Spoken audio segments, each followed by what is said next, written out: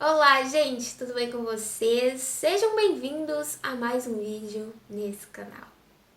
Olha só, será que nós temos ideia do quanto nós somos observados e como que a nossa maneira de viver tem impacto na vida de outras pessoas?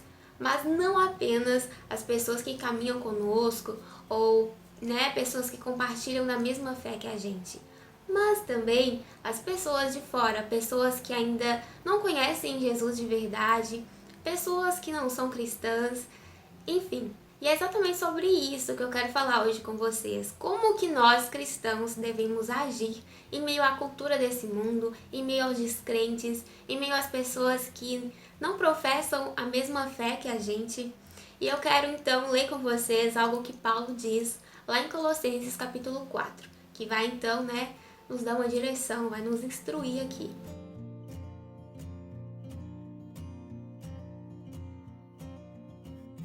E Paulo então nos diz sobre isso de uma forma muito direta e clara, e eu vou ler aqui para vocês. Ele diz assim: sejam sábios no procedimento para com os de fora. Aproveitem ao máximo todas as oportunidades. O seu falar seja sempre agradável e temperado com sal, para que saibam como responder a cada um. Então tá, a gente aprende então algumas lições nesses versos.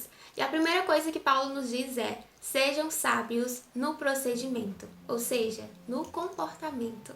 A sabedoria nos faz discernir as coisas, saber o momento de se calar, de falar, de ser prudente, de não ser ignorante, não ser invasivo, de fazer a coisa certa na hora certa, no momento certo, de praticar aquilo que nós aprendemos. Algo interessante que a palavra de Deus nos diz é que o temor do Senhor é o princípio da sabedoria. Toda sabedoria vem de Deus. A fonte da sabedoria está em temer o Senhor. E em Tiago também nos diz que se você precisa de sabedoria, se você quer sabedoria, peça a Deus, mas peça com fé. Então Paulo diz: sejam sábios na maneira de viver, dê bom testemunho, dê frutos. Vocês precisam refletir o caráter de Cristo, para que a vida de vocês não seja algo contraditório àquilo que vocês pregam, aquilo que vocês falam, aquilo que vocês acreditam. E às vezes o que acontece é que o nome de Deus, o nome da igreja, às vezes se torna uma piada ou não levam a sério por causa de contradições de muitos por aí. Mas aí alguém pode dizer: ah, mas eu não sou responsável pelo que o outro pensa, pelo que o outro faz, pelo que o outro entende. Mas a gente é responsável por aquilo que nós carregamos.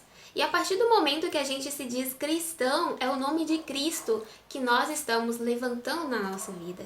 Nós precisamos pensar sobre isso. A partir do momento que eu me torno cristão, pequeno Cristo, que eu me torno imitador de Cristo, eu preciso exalar o perfume de Cristo, o bom perfume de Cristo. É fato que Jesus será rejeitado por muitos, é fato que a mensagem não será aceita por muitos, é fato que haverá perseguição, mas a gente precisa pensar sobre como nós estamos vivendo, se é realmente de maneira sábia, se realmente o perfume de Cristo está sendo exalado na minha vida e como que eu estou levantando o nome de Cristo na minha vida. Será que é só no meu falar ou realmente eu estou vivendo a essência do Evangelho? Porque às vezes a gente gosta de falar de Jesus, a gente gosta de pregar sobre Jesus, mas a gente não gosta, não ama almas.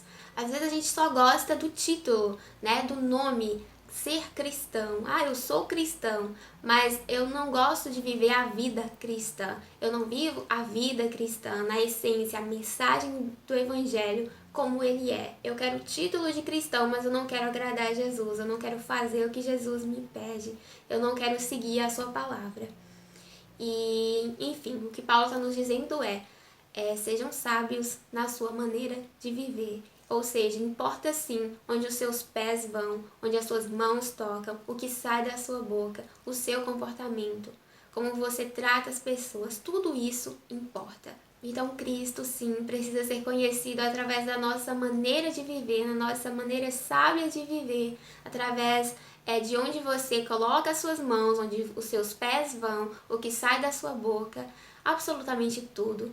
sabe? Se a gente não se importa com isso, só significa que a gente não conhece Jesus, não entendeu o evangelho que transforma as nossas vidas, a nossa história, que exige tudo de nós. E aí, se a gente não entendeu isso, é porque a gente simplesmente se tornou um convencido, mas não um convertido de verdade. E a segunda coisa, então, que Paulo nos diz é: aproveitem ao máximo todas as oportunidades. Enquanto a gente está respirando, a gente tem oportunidade. Tem oportunidade de dar bom testemunho, de refletir Cristo, de falar sobre o Evangelho. E a sabedoria nos faz identificar essas oportunidades e usá-las corretamente. Existe oportunidade no seu trabalho, na sua escola, nas suas redes sociais, na sua família, na padaria, no supermercado, em todo lugar.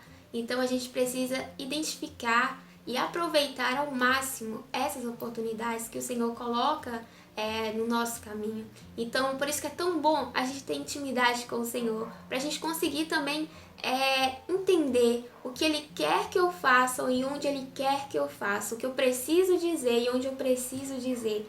E então sermos usados por Ele. Algo interessante que Paulo diz em Romanos 1 é que ele diz assim: eu me sinto devedor tanto de gregos como de bárbaros, tanto de sábios como ignorantes. Ou seja, Paulo se sentia um devedor. Ele precisava falar do evangelho que o salvou, que o libertou. Ele não podia se silenciar, ele não podia guardar apenas para ele. Ele tinha que proclamar, propagar a mensagem de Cristo. E aí Paulo continua dizendo: por me sentir devedor, eu não me envergonho do evangelho. Ou seja, eu não tenho vergonha de falar de Jesus. Eu não tenho vergonha de falar da mensagem de Deus. Por quê? Porque é poder de Deus para salvar todo aquele que crê. Ou seja, não é poder de Paulo. O poder não está em você, não está em Larissa, é poder de Deus. É Deus quem salva. Eu anuncio a mensagem, eu prego, eu falo sobre Jesus, eu testemunho Jesus com a minha vida, mas é só Deus que pode fazer, é só Deus que pode convencer, é somente Deus que tem poder para salvar. Então a gente prega e as ovelhas vão reconhecer então a voz do seu pastor. E Deus então faz a obra. Somente Deus pode fazer a obra. Mas a nossa responsabilidade é aproveitar ao máximo as oportunidades que estão aí.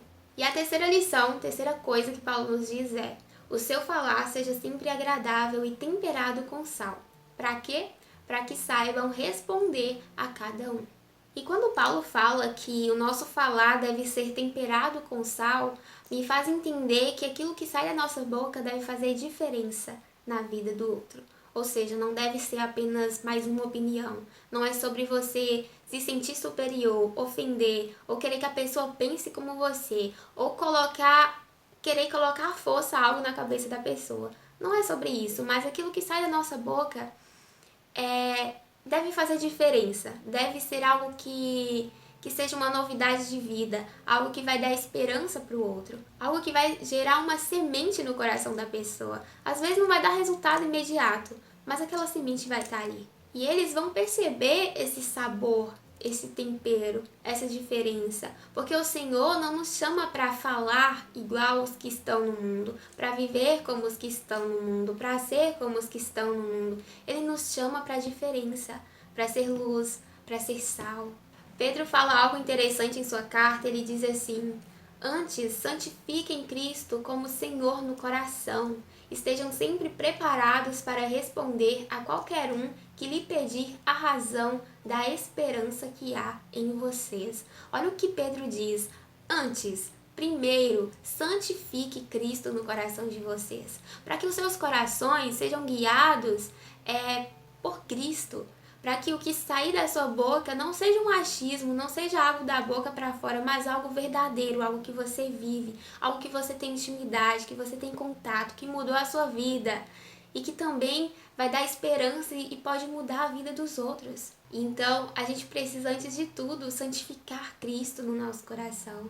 A gente precisa, antes de tudo, viver Cristo verdadeiramente, sabe? Ter um relacionamento real com Ele, para que Ele use o nosso falar, para que aquilo que sai da nossa boca seja verdadeiro, para que faça sentido, entende? Para que quando as pessoas te perguntarem, por que você acredita em Jesus? Quem é Jesus?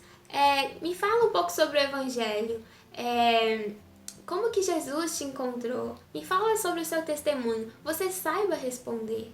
Você saiba dizer a razão da esperança que está em você. Que está dentro de você. Então é isso que Paulo nos ensina. Seja sábio no seu comportamento, aproveite as oportunidades e que o seu falar seja sempre agradável e temperado com sal, para que saiba responder a cada um. Amém? Então é isso, gente. Que Deus abençoe muito vocês. Eu espero que esse vídeo tenha ajudado de alguma forma, abençoado. E a gente se vê no próximo vídeo, se Deus permitir. Beijo no coração. Tchau.